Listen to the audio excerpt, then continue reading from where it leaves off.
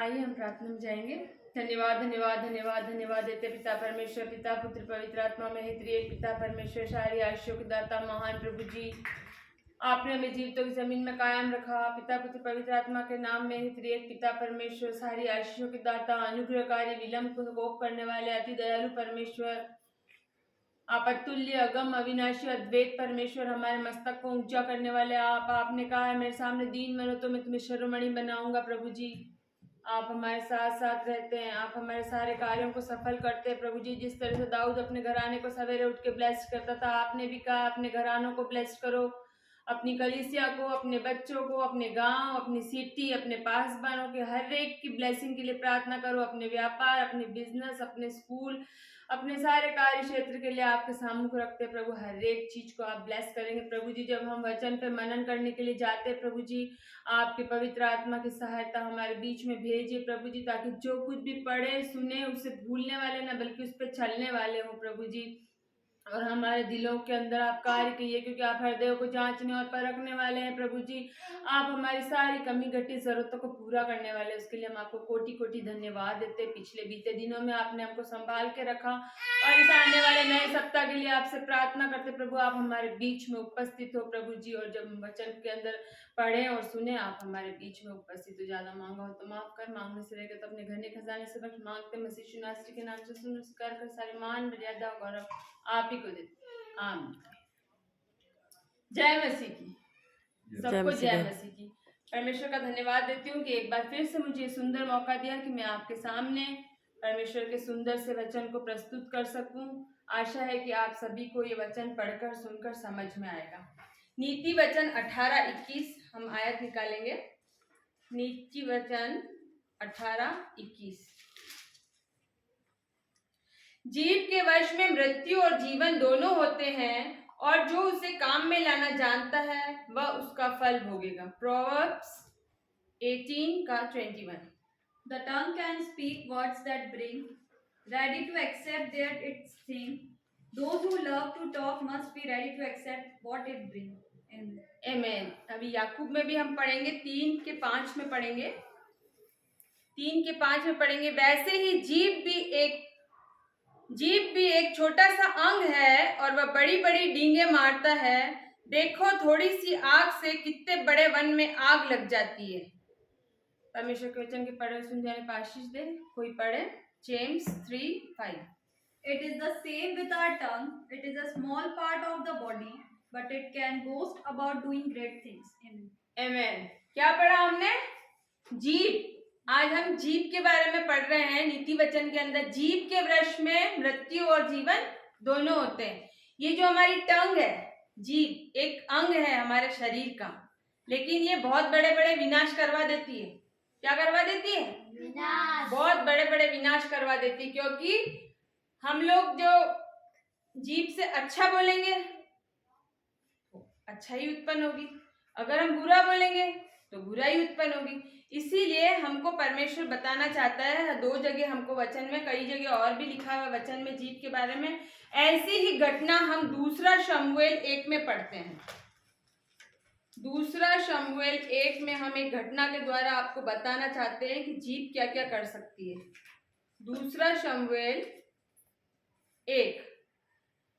शाऊल के मरने के बाद जब दाऊद अमालेकियों को मारकर लौटा और दाऊद को सिगलग में रहते हुए 2 दिन हुए, तब तीसरे दिन ऐसा हुआ कि शाऊल की छावनी में एक पुरुष अपने कपड़े फाड़े सिर पर धूली डाले हुए आया। जब वह दाऊद के पास पहुंचा तब भूमि पर गिरा और उसको दंडवत की। दाऊद ने उससे पूछा, तू कहाँ से आया है? उसने कहा, मैं इस्राएली छावनी से बचकर आया हूँ। दाऊद ने उससे पूछा, वहाँ क्या बात हुई, मुझे बता। उसने कहा, यह कि लोग रणभूमि छोड़कर भाग गए और बहुत से लोग मारे गए और शाऊल और उसका पुत्र योनातन भी मारे गए। दाऊद ने उस समाचार देने वाले जवान से पूछा, तू कैसे जानता है? दाऊद ने उससे पूछा, क्योंकि शाऊल तो बहुत बड़ा वीर योद्धा था। उसने बोला, तू कैसे जानता है कि वो मर गया? तब उसने कहा, समाचार देने वाले ने कहा कि शाऊल और उसका पुत्र योनातन मर गए। समाचार देने वाले जवान ने कहा, संयोग से मैं गिलबो पहाड़ पर था तो क्या देखा कि शाऊल अपने भाले की टेक लगाए हुए है। फिर मैंने यह भी देखा कि उसका पीछा किए हुए रथ और सवार बड़े वेग से दौड़े आ रहे हैं। उसने फिरकर मुझे देखा और मुझे पुकारा। मैंने कहा, क्या आज्ञा? उसने मुझसे पूछा, तू कौन है? मैंने उससे कहा, मैं तो अमालेकी हूँ। उसने मुझसे कहा मेरे पास खड़े होकर कि मेरा सिर तो घूमा जाता है और परंतु प्राण नहीं निकलता। तब मैं निश्चय जान गया कि वह गिर जाने के पश्चात बच सकता है। उसके पास खड़े होकर उसे मार डाला और मैं उसके सिर का मुकुट और उसके हाथ का कंगन लेकर अपने प्रभु के पास आया। यहाँ पर उसने बहुत बड़ा क्या बोला, मिस्टेक कर दी है। यहाँ पे बहुत बड़ी किसने करवाई है मिस्टेक? जीभ ने करवाई। किसने करवाई? जीभ ने। क्योंकि हम जस्ट आगे पढ़ते हैं, 1 शमूएल 31 में पढ़ते हैं कि हथियार ढोलने वाले ने अत्यंत भय खाकर ऐसा करने से इनकार किया। शाऊल अपनी तलवार खड़ी कर उस पर खुद गिर पड़ा। यहाँ उसने क्या बोला? झूठ बोला। क्या बोला? झूठ बोला। अपने इसी जीभ से झूठ बोला। परमेश्वर के सम्मुख परमेश्वर किनसे खुश होता है? जो सच बोलते हैं, जो परमेश्वर की महिमा करते हैं, परमेश्वर उनसे खुश होता है। झूठ बोलने वालों से प्रभु जी कभी भी खुश नहीं होते। यहाँ बहुत बड़ी मिस्टेक कर दी इस व्यक्ति ने। बात को बढ़ा चढ़ा कर बोल दिया कि मैं तो वहां सहयोग से गिलबो पहाड़ पर था। उसने कहा मेरा सर घूमा जाता है और तू मेरे को मार डाल, और मैंने उसको मार दिया। उसने बात को बढ़ा चढ़ा के इसलिए बोला क्योंकि दाऊद को मारने के लिए शाऊल घूमता था। शाऊल का दामाद भी था, दाऊद शाऊल का नौकर भी था और उसका दामाद भी था। उसके लिए वीणा बजाया करता था। उसको ये बात मालूम थी कि अगर ये राजा बन गया तो मेरा नुकसान हो जाएगा। इसीलिए दाऊद एक जंगल से दूसरे जंगल में भटकता रहता था कि कहीं उसको मार न दे शाऊल, क्योंकि शाऊल उससे ईर्ष्या करता था। हालांकि शाऊल के साथ में दाऊद ने बहुत बड़ी बड़ी भलाइयां करी। जब वो उस पर दुष्ट आत्मा उतरता था तब शाऊल वीणा बजाता और नबूकत करने लग जाता था। बहुत सारी भलाइयां उसके साथ साथ करी, बड़े बड़े युद्ध उसके लिए जीते, लेकिन फिर भी वो उसका प्राण लेना चाहता था। उसको कई बार उसने घात भी किया, लेकिन परमेश्वर ने दाऊद को बचाया। परमेश्वर ने कभी भी उसको किसी के वश में नहीं पड़ने दिया, किसी के हाथों में नहीं करने दिया। फाइनली इस व्यक्ति ने अपनी इस घटना का खुलासा बहुत बड़ा चढ़ा के कर दिया और यहाँ पर उसने सोचा कि मुझे दाऊद शाऊल के डर के मारे छुपा छुपा घूम रहा है तो दाऊद मेरे को बहुत इनाम देगा, दाऊद मेरे को ऊंची पदवी देगा, दाऊद मेरे को अपना राज का मंत्री बना देगा, कुछ अच्छी जगह पे पोस्ट दे देगा और अच्छे इनाम भी देगा। और इसलिए वो बोलता, देख मैं हाथ का कंगन भी लाया हूँ, सिर का मुकुट भी लाया हूँ, जिससे कि दाऊद को विश्वास हो जाए कि शाऊल मर गया। लेकिन इसकी बात के बड़ा चढ़ा के बोलने से उसने क्या करा? तब दाऊद ने एक जवान को बुलाकर निकट जाकर उस पर प्रहार कर, तब उसने उसको ऐसा मारा कि वह मर गया। और दाऊद ने उससे कहा, तेरा खून तेरे ही सिर पर पड़े, क्योंकि तूने यह कहकर कि मैं यहोवा के अभिषिक्त को मार डाला, अपने मुंह से अपने विरुद्ध साक्षी दे दी। अपने मुंह से साक्षी दे दी उसने, क्योंकि उसने नहीं मारा था, लेकिन उसने इस जीभ के कारण वो क्या हुआ? मर गया। उसने दाऊद शाऊल को नहीं मारा था, लेकिन उसने झूठ बोला, बड़ा चढ़ाकर बोला। क्यों बोला? क्योंकि दाऊद शाऊल से डरता था, उसके डर के मारे छुपता था, तो मैं इसको मार दूंगा तो मुझे इनाम मिलेगा। इसलिए उसने बात को बहुत बड़ा चढ़ाकर बोला और दाऊद ने ऐसा मारा कि वह मर गया। क्योंकि हमारी बात हाँ की हाँ और ना की ना में होनी चाहिए। मनुष्य के मुंह में शाप और आशीर्वाद दोनों है। वचन में भी लिखा है, जो उसे काम में लाना जानता है वो उसका फल भोगेगा। वचन में लिखा है, तुम अपनी ही बातों के कारण निर्दोष और अपनी ही बातों के कारण दोषी ठहराओगे। परमेश्वर सब बातों का न्यायी है। याद रखिए, अपने शब्दों के कारण हम बहुत कुछ पा सकते हैं और बहुत कुछ हो सकता है। हमें अपने शब्दों को काम में लाना जानना चाहिए। प्रिय भाई बहनों, बाइबल में लिखा है, जितनी बातें अपने मुंह से बोलोगे सबका न्याय होगा। एक दिन प्रभु सबका लेगा। प्रभु की महिमा सच्ची बातों से मिलती है। प्रभु सब बातों को जांचने वाला है, वो हृदयों को परखने वाला है, मनों को जांचने वाला है। हमने कई जगह पर देखा है, प्रभु हर चीज का जजमेंट करेगा। जब परमेश्वर का न्याय का दिन होगा, परमेश्वर हर एक चीज का निर्णय करेगा। और उसमें सबसे पहली बात यह है कि हम अपने मुंह से बोलते क्या है, हमारा रिएक्ट क्या है, हमारे शब्द किस ओर बोले। ये मैंने पहले भी बताया है मैसेज के अंदर कि हमारे मुंह के वचन किस ओर बह रहे हैं। आने वाला सामने वाला यही देखता है, आप मसीह हो, आप किस तरह से बात करते हो, आपका चाल चलन कैसा है, आपका पहनावा कैसा है, आपकी बोलचाल कैसी है। अधिकतर लोगों से हम मिलते तो वो सब हमसे यही कहते हैं कि आप क्रिश्चियंस लोगों की वाणी बहुत मीठी होती। हमारे आस पड़ोस में भी हम बहुत सारे जने रहते हैं, हमसे कहीं मिलने वाले भी हैं, वो हमारे साथ इसलिए रिलेशनशिप लगते हैं कि आप लोग बहुत अच्छा बोलते हो, मीठा बोलते हो। इसलिए परमेश्वर के लोग हैं तो हमें परमेश्वर के सदस्य बनने की कोशिश करना चाहिए। हमें अपने वचनों को नाप तोल करके बोलना चाहिए, क्योंकि शब्द कभी मरता नहीं। Word never die. शब्द कभी नहीं मुड़ता, कभी नहीं मरता है शब्द। इंसान की जब एक दूसरे के साथ वार्तालाप होती है, कहीं बहस हो जाती है, तो कभी कभी मुंह से हमारे ऐसे अपशब्द निकल जाते ना, तूने ऐसा किया, वैसा किया, यूं वो, मतलब कुछ भी हम एक्स्ट्रा बोल देते हैं। लड़ाई में हम एक्स्ट्रा बोल देते हैं, लेकिन बाद में हम सॉरी फील करते हुए हमको जब हमारा गुस्सा क्रोध ठंडा हो जाता है, हमको ऐसा नहीं बोलना चाहिए। बोलते ना, हम ऐसे सोचते अरे यार मैं गुस्से में कुछ ज्यादा ही बोल दिया, लेकिन बाद में हमको इस चीज का पछतावा आता है, लेकिन वो चीज लौट कर नहीं आती। इंसान के मन में एक बार गांठ पड़ जाती है, हमने पहले भी पढ़ा ना, प्रेम का धागा मत तोड़ो छिटकाए, टूटे से फिर ना जुड़े, जुड़े गांठ पड़ जाए। ये हमने पहले भी बुक्स में पढ़ा है। तो हम लोगों को प्रेम से बात करना है हमेशा, कभी भी हमको गलत वर्ड्स यूज नहीं करना है, अपशब्द किसी को नहीं बोलना है, और ऐसे तीखे वचन नहीं बोलना है कि हमें खुद ही उसका नुकसान भुगतना पड़े। इसने ऐसा ही किया, इसने झूठ बोला, बात को बड़ा चढ़ा के बोला, इसने मारा नहीं था लेकिन इसने झूठ बोला, इसने अपनी बात को बड़ा चढ़ा के बोला कि मेरे को बहुत इनाम मिल जाएगा, इसलिए दाऊद से, क्योंकि दाऊद वैसे ही शाऊल से डरता है, इसीलिए उसको इनाम मिलेगा ही मिलेगा कि अरे मैं तेरे दुश्मन को मार के आया। लेकिन दाऊद ने कभी भी शाऊल के ऊपर प्रहार नहीं किया। क्यों नहीं किया? क्यों नहीं किया? क्योंकि वो यहोवा का अभिषेक था। परमेश्वर ने शाऊल का अभिषेक किया था राजा होने के लिए, इसीलिए परमेश्वर वो ऐसा पाप करना नहीं चाहता था। दाऊद को तो कई मौके मिले, उसके पास से घड़ा और बल्लम उठा के ले आया, उसकी वस्त्र का छोर काट लिया, लेकिन फिर भी उसने अपने स्वामी को नहीं मारा। उसने क्या सोचा, ये परमेश्वर का अभिषेक, इसका न्याय परमेश्वर करेगा। लेकिन हम इंसान होकर के जल्दी से न्याय करने की कोशिश करते, अरे उसने ऐसा कहा, उसने मेरे विषय में ऐसा कहा, मैं अभी जाकर लड़के ठीक करती हूँ। उसने कहा तो कहा कैसे, ऐसा ही होता है ना, हम ऐसे सोचते हैं उसने कहा तो कहा कैसे, मैं अभी जा रही हूँ, अभी जाकर बात को फाइनल करके आती हूँ, आर या पार। लेकिन दाऊद ने ऐसा कुछ नहीं किया। हमारी जो बात है, कभी भी हमने वचन में पढ़ा है कि कभी भी कोठड़ी में जाकर भी राजा को शाप नहीं देना। अपनी कोठड़ी में जाकर के भी राजा को शाप नहीं देना है, क्योंकि पंछी आकाश का सुन लेगा जाते हुए और वो तेरी बात को प्रकट कर देगा। परमेश्वर का जब न्याय होगा, परमेश्वर को मनुष्य की आवश्यकता नहीं गवाही के लिए, परमेश्वर को किसी मनुष्य की आवश्यकता नहीं। परमेश्वर आसमान को गवाह बना लेगा, पक्षियों को गवाह बना लेगा।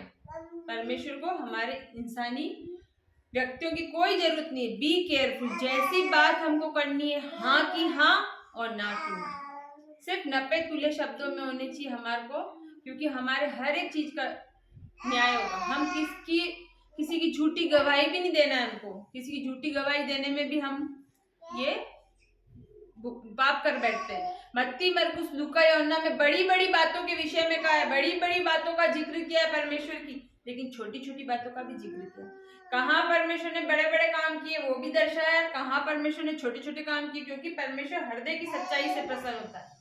हमारा मन खरा होना चाहिए, और जो झूठा साक्षी होता है वो कभी भी निर्दोष नहीं ठहरता। हम मसीह लोग हैं, हम ज्यादा दंडित क्यों होते हैं? ज्यादा बोलने के कारण।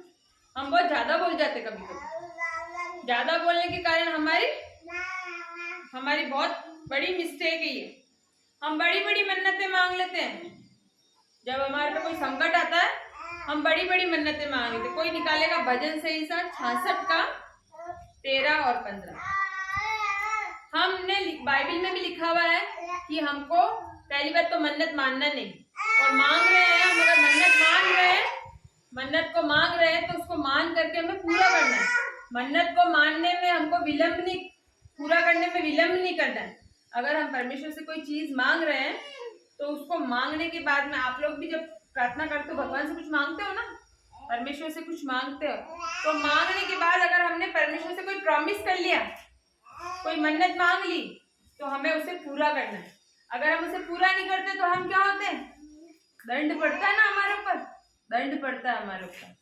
परमेश्वर का अनुग्रह अगर हम चाहते हैं, अगर हमें याद नहीं रहता तो हम बड़ी बड़ी आयतों को लिख करके, जो मन्नत हमने मांगी उसको हम बड़ी बड़ी लिख करके रखें, ताकि पढ़ें उसको, ताकि हमें याद रहे कि हमने क्या बोला है। किसी को मैंने कहा था निकालने के लिए, भजन संहिता 66:13-15। परमेश्वर अपनी मन्नतों को पूरा करने में विलंब नहीं करता। परमेश्वर मुखों से पसंद नहीं होता। कोई मन्नत मांगकर अपने आप को पाप में ना गिराना। मन्नत को पूरा ना करने से मन्नत का ना मांगना अच्छा है। अगर मन्नत मांग के हम पूरा करते हैं तो ठीक है, और अगर हम मन्नत मांग के पूरी नहीं करते तो हमें नहीं मांगना चाहिए। कोई निकाले भजन संहिता 66:13-15। भजन संहिता 66 का। So I bring sacrifice to your temple when I was in trouble. I asked for help and made promise to you. Now I am giving you what I promised. I bring my best sheep as burnt offering. I offer to smoke from them up to give your sacrifice of bulls or gifts. Yes, amen. मैं home बलि लेकर तेरे भवन में आऊंगा। मैं उन मन्नतों को तेरे लिए पूरी करूंगा जो मैंने मुंह खोलकर मानी और संकट के समय में कही थी। यहाँ पे मन्नतों के बारे में बता रहा है। भजन संहिता 66:13 के अंदर एक सभोपदेशक 5:5 में भी हम पढ़ेंगे। सभोपदेशक 5:5। मन्नत मानकर पूरी ना करने से मन्नत का ना मानना अच्छा है। कोई वचन खाकर अपने को पाप में ना फंसाना, और ना ईश्वर के दूत के सामने यह कहना कि भूल से हुआ, क्योंकि परमेश्वर क्यों तेरा बोल सुनकर अप्रसन्न हो और तेरे हाथ के कार्यों को नष्ट कर दे। यहाँ परमेश्वर ने अपने वचन में साफ साफ कहा है, मन्नत मानो तो उसे पूरा करो, नहीं तो उसे ना मानो। हम बहुत बार बोलते हैं, जब हम संकट में होते हैं ना तो हम बड़ी बड़ी बातें बोलते हैं। जब संकट पड़ जाता है, एकदम विपदा आ जाती है, कोई बीमारी आ जाती है, कोई टेंशन आ जाती है, पैसे की कमी, आर्थिक, मानसिक, शारीरिक किसी रूप से हम परेशान हो जाते हैं, तो हम बहुत बड़ी बड़ी बातें बोल जाते हैं। लेकिन उस समय हमें सोच विचार के बोलना है कि हम बोल क्या रहे, क्या हम उसे पूरा कर सकते हैं। संकट में बहुत बड़ी बड़ी बातें करते हैं। यहाँ पे भी लिखा हुआ भजन संहिता 66 में बताया, संकट के समय में वो प्रार्थना करते हैं, प्रभु मेरे साथ ये कर दे, प्रभु मेरे बच्चे को फर्स्ट डिवीजन पास करा दे, प्रभु मुझे बेटा दे दे, प्रभु मुझे बेटी दे दे, मैं ऐसा करूंगा, मैं वैसा करूंगा, एक बार नर्सिंग में फर्स्ट डिवीजन पास करवा दे, मेरे बच्चों के अच्छे परसेंटेज आ जाए, हाई परसेंटेज आ जाए, एक बार नौकरी में मेरे बच्चे का नंबर आ जाए, मैं आपके लिए ये चढ़ा दूंगा, मैं आपके लिए ये कर दूंगा, आपके भवन में आऊंगा, निरंतर आऊंगा। लेकिन यहाँ हम चुप कर देते हैं, हम लोग बोल करके भूल जाते हैं, लेकिन हमारा परमेश्वर सुन करके नहीं भूलता। जब हम ऐसा कुछ करके नहीं करते हैं तो हम पाप में फंस जाते हैं, हमारी ब्लेसिंग्स उस जगह पर रुक जाती है, हमारी ब्लेसिंग्स वहां पे रुक जाती है। बड़ी बड़ी गलती करने वालों के बारे में भी लिखा हुआ बाइबल में कि उन्होंने पश्चाताप किया, उनको माफी मिली। छोटी छोटी गलती करने वालों के बारे में भी लिखा है कि वो छोटी गलतियां लगातार करते रहते हैं। बरसात की उस बूंद जो टप टप टप टप गिरती रहती है ना, उसकी तरह जो एक बार बरस के रुक जाते हैं, माफी मांग लेते, वैसा नहीं, जो लगातार tip tip tip tip tip tip गलतियां करते रहते, परमेश्वर वहां पे उनकी ब्लेसिंग को स्टॉप कर देता है। बस लगातार करते रहते हैं, वो आउट, वो मैदान से आउट हो जाते हैं, उनका काम वहीं पे गड़बड़ हो जाता है, अनुग्रह से वंचित हो जाते हैं। दाऊद के लिए कहा था परमेश्वर ने कि ये मेरे मन के अनुसार व्यक्ति है। दाऊद के लिए परमेश्वर ने क्या कहा था, मेरे मन के मुताबिक मिला है मुझे। रूप पर दृष्टि न कर, कद पर दृष्टि न कर, लेकिन उसके मन पर दृष्टि कर। जब उसका अभिषेक करने के लिए जाता है शमूएल, तब वो परमेश्वर उसको कहता है कि मेरे मन के मुताबिक मिला है। एक महान सेवक ने बताया कि दाऊद इतना नीचे कैसे गिर सकता है, वो दूसरे की पत्नी को अपनी पत्नी कैसे बना सकता है। हित्ती उरिया की पत्नी का, दाऊद का सबसे बड़ा पाप ये था कि उसने हित्ती उरिया की पत्नी को अपनी पत्नी कर लिया था, बत्शेबा को। ये बाइबल में उसका सबसे बड़ा पाप गिना गया। उसके अलावा उसने कोई भी पाप नहीं किया था। यहाँ पे लोग युद्ध में जा रहे हैं, यहाँ लोग युद्ध करने के लिए जा रहे हैं मैदान के अंदर, और दाऊद अपने पलंग पे आराम से लेटा। बाइबल में साफ साफ वचन में लिखा है कि दाऊद अपने पलंग पर लेटकर आराम कर रहा था। जब दाऊद चरवाहा था, वो प्रार्थना में लौलीन रहता था, निरंतर प्रार्थना करता था, प्रभु के गीत गाता था, चरवाही करता था। चरवाही करने के साथ साथ वो परमेश्वर के गीत लिखा करता था और परमेश्वर की निरंतर प्रभु में आनंदित रहता था। लेकिन जब उसके पास में क्या हुआ, कंफर्ट जोन आ गया, राजा बन गया, बहुत बड़ा लाइफ सेट हो गई उसकी, सब कुछ अच्छा हो गया उसके जीवन में। जब सब कुछ अच्छा हो गया तो प्रेयर लाइफ चली गई, आउट। यही हम लोगों के साथ भी होता है, मसीह लोगों के साथ में।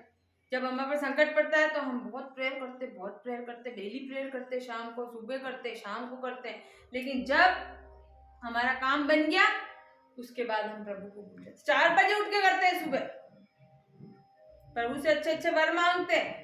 जब वरदान पूरे हो जाते हैं, वरदान मिल जाता है, तो हम परमेश्वर को भूल जाते थे, हम परमेश्वर को समय नहीं देते। यहाँ पर हित्ती उरिया की पत्नी,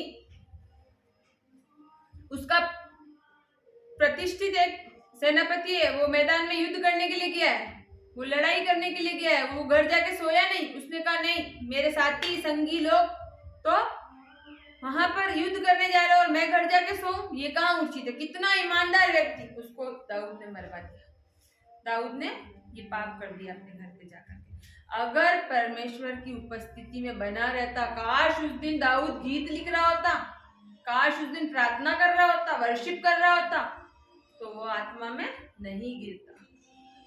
पहले वाला अगर जीवन होता ना उसका, चरवाहा वाला जो चरवाहा करता है, यहाँ तो युद्ध में जा रहे लोग बाग, ये अपने राजा आराम कर रहा है। यहाँ पर प्रेयर लाइफ उसके जीवन से चली गई, उसके अंदर अनैतिकता पनप गई। सबसे बड़ी बात यहाँ पर क्या है, आलस। आलस अगर हमारे जीवन में आ जाता है तो अनैतिकता अपने आप पनप जाती है। अनैतिकता के पनपने के लिए सबसे उपयुक्त स्थान है आलस। आलस हमारे जीवन में आ जाता है तो हमारे जीवन से धीरे धीरे, इसलिए हमको परमेश्वर कहता भोर को तड़के उठ के प्रार्थना करना। लोगों की सुनी जाती है, जो भोर को प्रार्थना करते हैं उनकी परमेश्वर सुनता है, क्योंकि वो अपने प्रभु को याद करते हैं और उनका फ्रेश माइंड रहता है। बच्चे हमारे छोटे होते तो हम उनको सुबह जल्दी उठ के पढ़ते हैं, क्योंकि बोलते हैं कि सुबह उठ के याद करेंगे तो बहुत अच्छा माइंड याद होगा, फ्रेश रहेंगे, एकदम दिमाग हमारा फ्रेश रहेगा। कई बच्चे अपने सुबह अपने बच्चों को उठ करके प्रेयर भी करवाते हैं, एक्सरसाइज करवाते हैं, रीडिंग करवाते हैं, लेसन लर्न करवाते हैं, टेबल्स लर्न करवाते हैं। वो इसीलिए क्योंकि परमेश्वर ने भी अपने वचन में कहा कि भोर को उठकर मेरी आराधना, भोर को मुझे पुकारो, मेरी वाणी तुमको सुनाई देगी। इसीलिए हमको अपने आप को परमेश्वर में बिजी रखना है। मेरे भाइयों और बहनों, आज के दिन में आपसे रिक्वेस्ट करना चाहती हूँ कि अपने आप को प्रभु में बिजी रखो। प्रभु के नए नए गीत गाओ, नई नई पुस्तकें लाओ पढ़ने के लिए। स्टोरी, जीसस की स्टोरी की पढ़ो, उसके बारे में पढ़ो, उसके नए नए आते, हम लोग ज़्यादा से ज़्यादा गीत गा सकते हैं, नए नए गीतों को सीखो, नए नए कलेक्शन आजकल तो यूट्यूब पे और हमको बहुत जगह गीत मिल जाते हैं, हमें इतना ज़्यादा ढूंढने की ज़रूरत नहीं पड़ती है। नए नए गीत गाने की कोशिश करो, नया नया अच्छे से अच्छा कुछ परमेश्वर के लिए सीखने की कोशिश करो। अपने बच्चों को सिखाओ, अपनी कलीसिया को, अपने जवानों को, और जो नहीं जानते प्रभु के बारे में उनको भी जाकर के आप अपने आप को प्रेयर लाइफ में बिजी रखना है हमारा। उस दिन भी अगर दाऊद ऐसा कर रहा होता तो काश आत्मा में नहीं गिरता, वो उसके जीवन में ऐसा कुछ घटना नहीं होती। काश उस दिन भी यही गीत गा रहा होता, यहोवा चरवाहा मेरा, कोई गति मुझे नहीं है, तो उसके जीवन में ये नहीं होता। एक विद्वान ने, यहाँ दाऊद की बात नहीं है, यहाँ बत्शेबा की बात है, एक विद्वान ने उस स्त्री के विषय में कहा, उस स्त्री को भी ध्यान रखना चाहिए था, बत्शेबा को, कि वो एक प्रतिष्ठित पुरुष की पत्नी है, प्रतिष्ठित पुरुष की पत्नी है। उसे कैसे सजना है, कैसे संवरना है, कहाँ उसको नहाना है, कहाँ उसको जाना है, कैसे उसको रहना है, कैसा उचित व्यवहार करना है, उसको भी ये समझ होनी चाहिए कि अपने आप को किस तरह से वो तैयार करे, क्योंकि वो इतने बड़े प्रतिष्ठित पुरुष की पत्नी है बत्शेबा। बत्शेबा का भी गुनाह कम नहीं, जितना दाऊद का है उतना ही बत्शेबा की है। अपने ड्रेस पे ध्यान दीजिए कि हमारा ड्रेस कैसा है, हमारा उठना बैठना कैसा है, हमारा चाल चलन कैसा है, हमारा बोलना, हमारी वाणी कैसी है, हमारे शब्दों से किसी को कष्ट तो नहीं पहुंच रहा है। या हमारा पहनावा ऐसा तो नहीं है कि हमारे पहनने के द्वारा कोई पाप में गिर रहा है। ऐसा पहनावा नहीं पहनना है कि किसी को पाप में गिरा दे। हमेशा हमारा लाइफ स्टाइल ऐसा होना चाहिए, एकदम normal, simple living, high thinking, ऐसे विचार हमको रखने चाहिए। हमेशा हमको ऐसा ड्रेस पहनना चाहिए जो कि सही हो, सुहावना हो। इतना अधिक वो आजकल चल गया ना स्किन टाइट, ऐसा स्किन टाइट भी नहीं पहनना है कि दुनिया उसे देख करके हंसे और हमारे विषय में बात बनाए। एक अमेरिका की एक घटना बता दे, 60-70 के दशक की एक घटना बताती हूँ मैं आपको। एक जोकर, सर्कस का एक जोकर, वो लोगों को खूब हंसाता था, खूब हंसाता था। उसको देख करके, उस समय मनोरंजन के ज्यादा साधन नहीं थे, तो सर्कस उसमें लोकप्रिय हुआ करता था, तो लोग बाग बहुत ज्यादा देखा करते थे। एक दिन सर्कस में आग लग गई, सर्कस में आग लग गई तो सभी लोग सो रहे थे, रात का समय था। सर्कस अपनी वही वाली टोपी वोपी, जोकर, पूरा जोकर बना हुआ, बाहर रोड पर जाकर के हेल्प हेल्प चिल्ला रहा, लोगों से कह रहा है कि बचाओ, आग लग गई है सर्कस में। लेकिन लोग बाहर तो आए, हंसे बहुत जोर जोर से, हंसकर उसकी लोटपोट भी हुई उसकी हरकत देख करके, पर अंदर चले गए, कोई भी मदद के लिए नहीं आया। पता है क्यों? क्यों नहीं आए? उन्होंने सोचा कि ये तो मजाक कर रहा है, ड्रेस में सर्कस की ड्रेस में आया है, जोकर बन के आया है और ये हमारे को बोल रहा है कि आग लग गई, बचाओ बचाओ, इसका ये कोई नया कर्तव्य होगा, ये इसका कोई नया कर्तव्य होगा, इसलिए बेवकूफ बना रहा है, हमारे को हंसाने के लिए आया। और वो हंस के और वापस अपने अपने घरों में जाकर उन्होंने बंद कर लिया। वो काफी चिल्लाया, लेकिन लोग कोई उसकी मदद के लिए नहीं आए। पता है क्यों नहीं आए? क्योंकि उसने जोकर वाला ड्रेस पहन रखा। इसलिए हमको भी अपनी ड्रेस के ऊपर ध्यान देना है। लोग सोच रहे हैं वो हंसाने आ गया है, और हमको अपने उल्टे पुल्टे कपड़े भी नहीं पहनने। अगर हम अपने वचन का प्रचार करने जा रहे हैं, हाथ में हमने बाइबल लिया है और अपन प्रेयर के लिए जा रहे हैं, लेकिन हमारे कपड़े सही नहीं है, कौन हमारी बात को सुनेगा? कोई हमारे ऊपर विश्वास नहीं करेगा, क्योंकि यहाँ हमने पहनावा ही ढंग से नहीं पहना है। तो क्या प्रेयर करेंगे और क्या लोगों को सिखाएंगे? जब हम खुद नहीं सीखे तो दूसरों को क्या सिखाएंगे? इसीलिए हमारा पहनावा ऐसा होना चाहिए कि सामने वाले को देख करके बुरा ना लगे। एक सभा में हम गए थे, वहां पे एक बहुत बड़े पास्टर साहब आए थे, साथ में और भी छोटे छोटे पास्टर्स थे। आगे वाली बेंच के ऊपर एक लड़का बैठा हुआ था, उस लड़के के दोनों नी के ऊपर से फटा हुआ था, दोनों नी के ऊपर से कट लगे हुए थे। अब पास्टर साहब वचन का प्रचार कर रहे थे, बड़ा जोर जोर से बोले जा रहे थे उनको, मगर बुरा लगा उनको वो फटे हुए कपड़े देखकर। उन्होंने पास वाले सेवक से पूछा कि पास्टर साहब एक बात पूछो आपसे, ये आगे वाली बेंच के ऊपर जो लड़का बैठा हुआ, ये दिखने में तो बड़ा अमीर लग रहा है, शक्ल से तो बड़ा अमीर लग रहा है, लेकिन इसका ड्रेस फटा हुआ, कहीं गरीब तो नहीं? बड़ा दुआ बंदगी में सबसे फर्स्ट नंबर पे बैठा, अच्छे से वर्शिप भी कर रहा है, प्रार्थना प्रार्थना सब कुछ अच्छे से कर रहा है, कि या तो ये बहुत ज्यादा गरीब है, इसके कपड़े फटे हुए हैं। तो पास्टर साहब भी क्या बोले, क्योंकि वो तो अमीर खानदान से था। पास्टर साहब बोले नहीं ऐसी बात नहीं, ऐसी बात। तो बोले कि नहीं बोलो, अगर इसको कुछ चाहिए तो मैं इनकी हेल्प करता हूँ। पास्टर नहीं ऐसी बात नहीं। फिर उनसे रहा नहीं गया, वो बार बार पूछे कि यार लड़का अच्छा है, दिखता भी अच्छा है, प्रार्थना में आगे वाली सीट पे बैठा है, इसका मतलब ये अच्छा सेवक है। हार पछतार के पास्टर साहब को बोलना पड़ा नहीं ये फैशन है, ये फैशन है, फैशन। फिर साइड वाली रो में देखा उन्होंने, साइड वाली रो के अंदर उनको एक लड़की बैठी हुई दिखाई दी, उसके दोनों बगलों में कट लगे हुए थे, दोनों बगलों के ऊपर से कट लगे हुए थे, आधा धड़ इधर आधा धड़ इधर। फिर उन्होंने पूछा पास्टर साहब से, पास्टर साहब वो लड़की बैठी है वो भी अच्छी दिखाई दे रही है, लेकिन इसके कपड़े पड़े, बहुत ज्यादा प्रार्थना करती होगी, ऊपर हाथ करके प्रार्थना करती होगी, शायद बहुत ज्यादा प्रेयर लाइफ में रहती होगी, इसलिए इसका यहाँ से घिस गया, इसके यहाँ से फट गया, इसका मतलब ये बहुत ज्यादा ऊंचा हाथ कर करके प्रेयर करती होगी, बहुत ज्यादा। अब पास्टर साहब क्या बोले? पास्टर साहब ने फिर थोड़ा उन्होंने बोला कि ये ऐसी है वैसी है, गरीब होगी, ऐसे मैं उसको पैसे दे देता हूँ, नया लेकर आ जाएगी। फिर पास्टर साहब से रहा नहीं गया, क्या करें, इतना पूछ रहे हैं, बहुत बड़े सेवक आए हुए हैं वचन का प्रचार करने का। नहीं ये फैशन है, फैशन। क्या बोला? फैशन है, ये अभी का फैशन है, ऐसे फैशन में मत जाओ कि हमारा खुदा नाराज हो जाए। खुदा ने कभी भी ऐसा नहीं कहा कपड़ों के कट लगा के पहनो, जैसा कपड़ा बना है वैसा पहनो। परमेश्वर ने ऐसे नहीं कहा नी को फाड़ के पहनो, बगल को फाड़ के पहनो। परमेश्वर ने कहा ऐसे कपड़े पहनो जो हमारा शरीर सुंदर दिखे। हम साड़ी पहन सकते हैं, हम अच्छे से अच्छे गाउन वियर कर सकते हैं। पहले भी मैंने बताया आजकल की स्कर्ट छोटे से छोटे होते जा रहे कपड़े, नी से ऊपर स्कर्ट जा रही है, कपड़े छोटे से छोटे पहन रहे हैं। क्रिश्चियन गर्ल्स को भी बहुत शौक है आजकल, आराधना में आ रही है लेकिन सिर के ऊपर स्कार्फ नहीं है उनका, शर्म आती है। स्कार्फ लगाने में हेयर स्टाइल छुप जाता है उनका, किस तरह के बाल बनाए वो दिखाई नहीं देता। बड़ा सुंदर चोटी बनाया, जूड़ा बनाया, वो उनको दिखाई नहीं देता, इसलिए उनको स्कार्फ लगाना पसंद नहीं। लेकिन प्रभु ने कहा आराधना करो, स्त्रियों के लिए सिर ढक करके आराधना करो, गंभीरता के साथ भक्ति करो।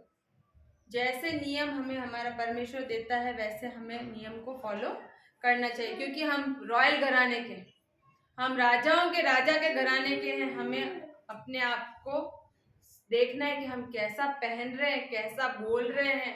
बोलने के कारण वहां पे वो मारा गया, यहाँ पहनने के कारण सर्कस के अंदर उसको कोई बचाने नहीं आया। इसीलिए हमको ऐसा एक्ट, ऐसा रिएक्ट रखना है आगे वाले के लिए कि हम क्या हैं, हम मसीह हैं। हमें आगे वाले को बताना है कि हम मसीह। हमें अब ज़्यादा से ज़्यादा बिजी रहना है। बी केयरफुल, उतना बोलो जितना कर सकते हो, जो नहीं कर सकते हो तो साफ मना करो। क्योंकि बाइबल में भी एक जगह वृत्तांत है 2 बेटों का, बड़े बेटे का और छोटे बेटे का, आपने कई बार सुना होगा। एक ने कहा हाँ मैं कर दूंगा, हाँ मैं कर दूंगा, दूसरे ने बोला मैं नहीं करूंगा,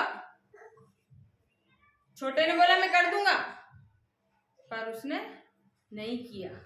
जिसने बोला मैं नहीं करूंगा उसने कर दिया। इसीलिए हमारी बात इतनी होनी चाहिए हाँ की हाँ और ना की ना, हमारी बात उतनी ही होनी चाहिए।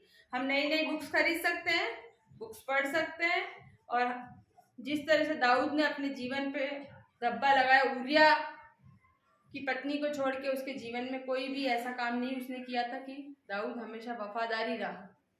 सिर्फ उसकी एक गलती थी जो उसके जीवन में धब्बा बन गई थी। इसलिए हमको ऐसा धब्बा बनने वाला काम नहीं करना है। बाइबल में लूका में एक वृत्तांत है, इम्माउस में जाते समय 2 व्यक्ति रास्ते से जा रहे थे, यरूशलेम से 2 व्यक्ति जा रहे थे। वो क्या कर रहे थे? वो आपस में बातें कर रहे थे। किसके विषय में बातें कर रहे थे? प्रभु यीशु मसीह के विषय में बातें कर रहे थे। लेकिन आज हम ट्रेवल करते हैं, या मियाँ बीबी 2 स्कूटर पे जा रहे हैं, वो हमेशा बुरा चिंटू की मम्मी ने ऐसा किया था, पिंटू की मम्मी ने ऐसा किया था, उनने ऐसा कहा था, इनने ऐसा कहा था। लेकिन हमको उन बातों में नहीं जाना। परमेश्वर चाहता है कि क्रिश्चियन लोगों को ऐसी बातों में नहीं जाना है, हमको ऐसी बातों में नहीं जाना है। हमको किसी की चुगली नहीं खाना है, किसी से लड़ाई नहीं करना है बेवजह, और हमको उनकी लाइफस्टाइल में कि वो क्या कर रहे हैं इतना ज़्यादा हमको इन्वॉल्व नहीं होना है। हमें अपने आप को प्रेयर लाइफ में बिजी रखना है। जो 2 व्यक्ति जा रहे थे इम्माउस के रास्ते में, वो परमेश्वर के विषय में बातचीत करते जा रहे थे, यीशु मसीह के विषय में, और यीशु मसीह उनके साथ आए भी, यीशु मसीह उनके साथ हो लिए, उनके घर गए, खाना खाया उनके साथ। हमें भी ऐसे चाहिए कि परमेश्वर हमारे साथ आए, हमारे बीच में रहे। जब हम प्रेयर करें वो हमारे बीच में, हम भी ऐसी ही ट्रेवलिंग करें। जब हम ट्रेवल करें तो हम परमेश्वर की बातों को बताएं एक दूसरे को, परमेश्वर के गीतों को सिखाएं एक दूसरे को। जब हमको रात को नींद नहीं आती है तो हम बाइबल को लेके पढ़ सकते हैं। ऐसा नहीं कि मोबाइल को लेकर के पिक्चर देखने लग जाएं, मोबाइल को लेके दूसरे गाने सुनने लग जाएं। हमें चाहिए कि हम प्रभु के गीत सीखें और ज़्यादा से ज़्यादा प्रभु की बंदगी में रहें। तो मैंने आपको आज 2 चीज़ें बताई। एक तो जीभ छोटा सा अंग है हमारा, लेकिन इसको काम में लाना जानना चाहिए कि हमें कैसा बोलना है। इस जीभ के वश में मृत्यु और जीवन दोनों होते हैं। इसलिए फर्स्ट मैंने आपको बताया अपनी जीभ के बारे में, दूसरा अपनी ड्रेस के बारे में, हमको बातों को बढ़ा चढ़ा के नहीं बोलना, तीसरी बातें मन्नतें नहीं मांगना, मानना है तो उसे पूरी करना, और चौथी बात हमें अपने चरित्र के ऊपर ध्यान रखना, 5वीं बात है हमारा ड्रेस, हमारा पहनावा कैसा होना चाहिए। उचित कपड़े धारण करें, अच्छे से अच्छा कलर पहने, अच्छे से अच्छी ड्रेस पहने, मार्केट से लेके महंगी ले सकते तो महंगी लें, सस्ता ले सकते सस्ती लें, लेकिन ऐसा पहने जो परमेश्वर को भावता हो। मुझे आशा है कि आपको ये छोटा सा मैसेज समझ में आया होगा। आज की यूथ संडे स्कूल्स के बच्चों का धन्यवाद देती हूँ कि ये सब जने आए, इनको मैसेज सुना और परमेश्वर की समीपता में आगे बढ़े। आमीन।